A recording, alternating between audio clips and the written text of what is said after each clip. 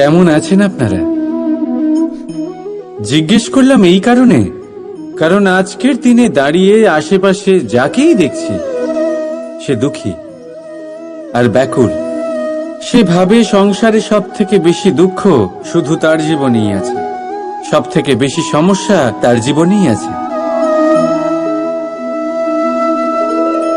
সংসারে এমন কেউ নেই যার জীবনে কোনো সমস্যা নেই, আর সংসারে এমন কোনো সমস্যা নেই যেটার সমাধান মানুষের কাছে নেই।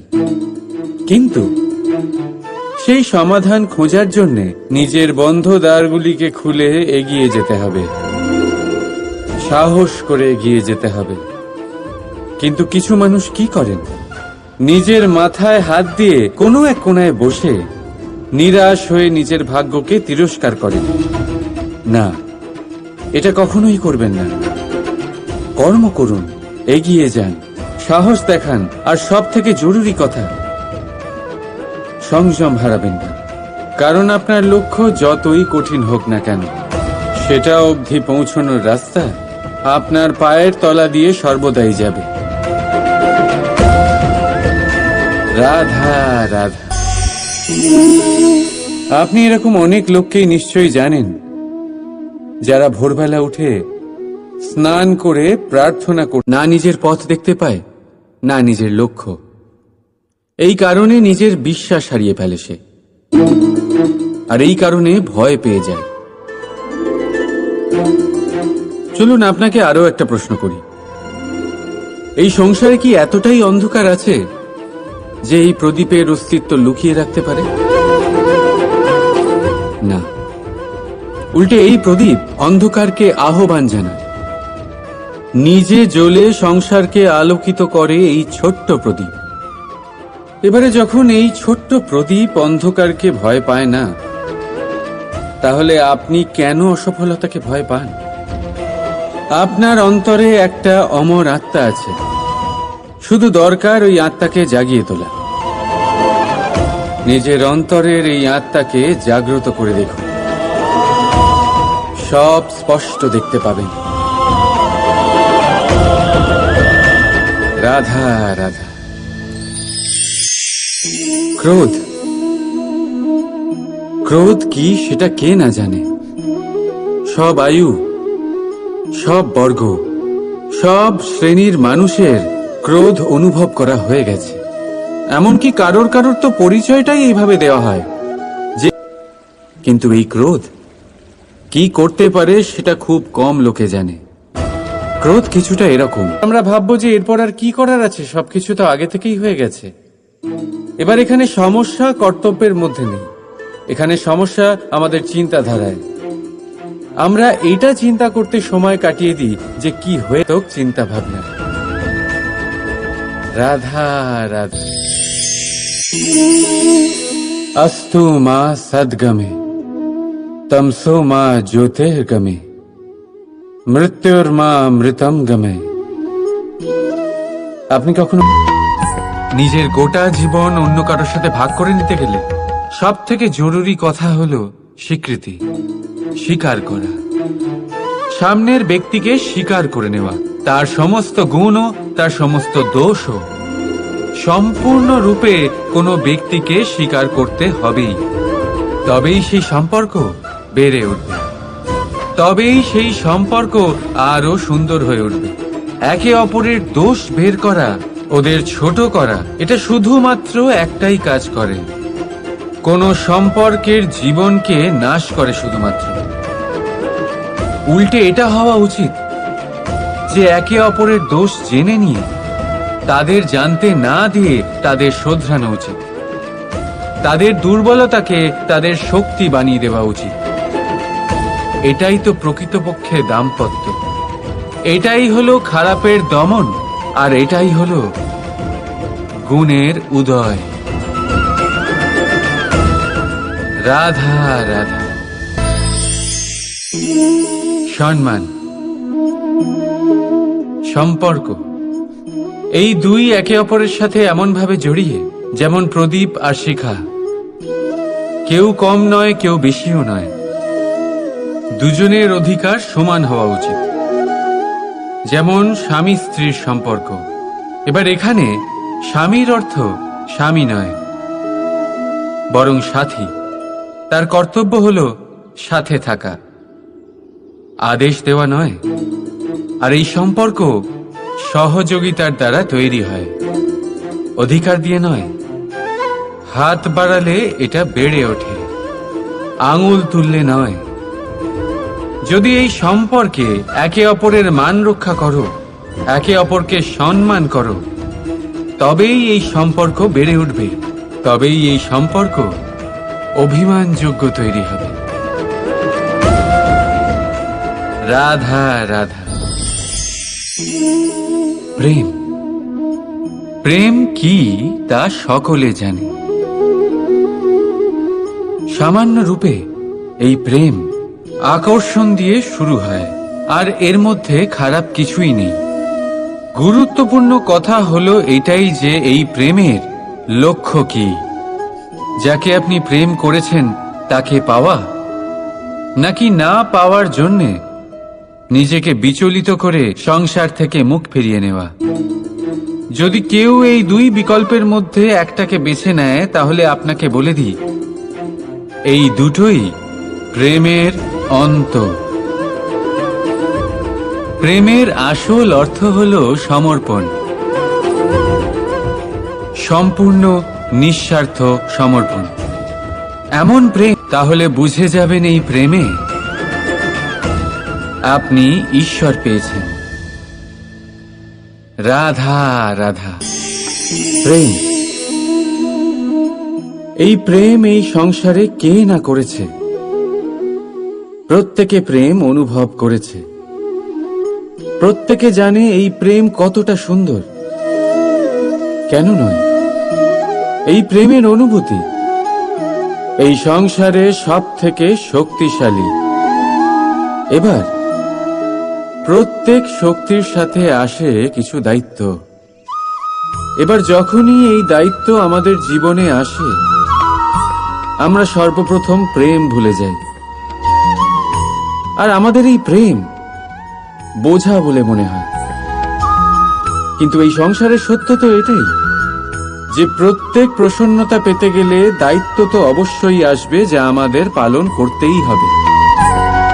এবার যদি আমি আপনাকে উদাহরণ দিই, আপনার বাগানে আপনি চান একটা অত্যন্ত সুন্দর পুষ্পে ভরা বৃক্ষ জন্ম নিক, তাহলে সর্বপ্রথম তার জন্য আপনাকে জল আর রোদের আয়োজন করতে হবে।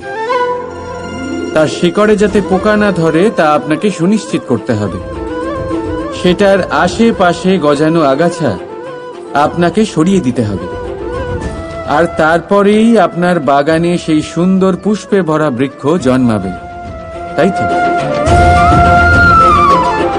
ঠিক এমনই হয় এই প্রেমও।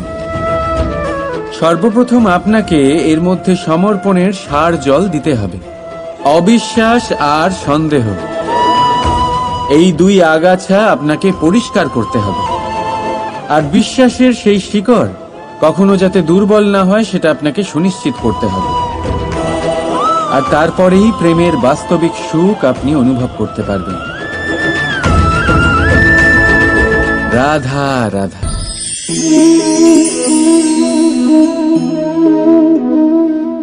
কাঁকড় এতই ছোট যে আঙুলের মাঝে ধরা যায়, কিন্তু ভাবুন যে এই কাঁকড় যদি আপনার চোখে চলে যায়, তাহলে কত বড় সমস্যা হয়ে দাঁড়াবে।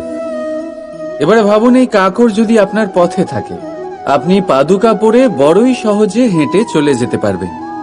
কিন্তু যদি এই কাঁকড় আপনার পা আর পাদুকার মাঝে আটকে যায়, তাহলে আপনি ঠিক করে চলতে পারবেন না, যতই সেই পথে ফুল ছড়ানো থাকুক না কেন। তার মানে আপনি বাইরের সমস্যা এবং প্রতিকূলতার সাথে লড়তে পারবেন, ভেতরের নয়। ভেতরের সমস্যার সাথে লড়াই করা ভীষণ কঠিন। সেই জন্য সবার আগে ভেতর থেকে আপনি শক্তিশালী হয়ে উঠুন, ভেতর থেকে পরিপূর্ণ হয়ে উঠুন। তবেই আপনি সংসারের সমস্ত সমস্যার সাথে লড়াই করতে পারবেন, আপনি বিজয়ীও হতে পারবেন। রাধা রাধা। ভুল সবার দ্বারাই হয়, কষ্ট দেওয়ার জন্য নয়, শুধুমাত্র শিক্ষা দেওয়ার জন্য হয়। রাধা রাধা। মানুষের মধ্যে একটা বিশেষত্ব আছে, আর তা হলো সে সর্বদাই ভাবে যে সে সবার মধ্যে শ্রেষ্ঠ। সর্বদা সর্বশ্রেষ্ঠ কাজ করতে চায় সে, সর্বশ্রেষ্ঠ পরিণাম পেতে চায় সে সর্বদাই চায় যে সব জায়গায় সে যশ পাক। কিন্তু যখন প্রশ্ন ওঠে প্রেমের, তখন প্রেম মানুষের থেকে অনেক উচ্চ স্থানে বিরাজ করে। প্রেমে যে মানুষকে আপনি ভালোবাসেন, ঠোঁটের কোণে হাসি আসে। যাকে আপনি ভালোবাসেন তাকে হারিয়ে যদি আপনি জেতেন, তবে সেটা জিত নয়, এটা সবচেয়ে বড় হার। তাই সিদ্ধান্ত আপনার। আপনি কি চান? আপনি কি চান প্রেমের জয় হোক, নাকি আপনি চান আপনার জয় হোক? রাধা রাধা। প্রদীপ, এই প্রদীপকে জানার জন্য বায়ুর প্রয়োজন হয়। বায়ু জানা শুধুমাত্র আমাদের প্রাণদান করে, বরং এই আগুন জ্বালাতেও আমাদের সাহায্য করে। এবারে দেখুন,